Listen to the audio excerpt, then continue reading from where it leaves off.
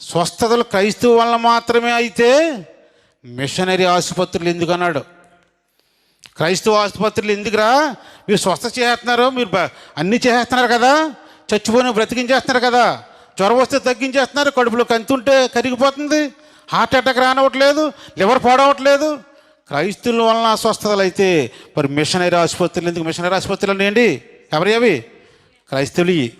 అని ఎందుకు మళ్ళీ మళ్ళీ మీకు చేతుల నుంచి ప్రార్థన చేస్తే స్వస్థత పని మీరే చెప్తారు కదా, మళ్ళీ మీరు హాస్పిటల్ కడతారండి? సమాధానం చెప్పమన్నారండి మొదలు. ఏం చెప్తాం?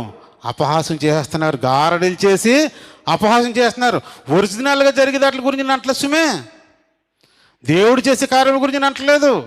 గారడి సీమోన్లు అంటారు చాలామంది ఉన్నారు. వాళ్ళ డంబాలు ఎందే వాళ్ళు అతిశపడుతున్నారు. ఏంటి క్వాలిఫికేషన్ అంటే ప్రార్థన చేశానంటే అది జరిగింది, అదే క్వాలిఫికేషన్.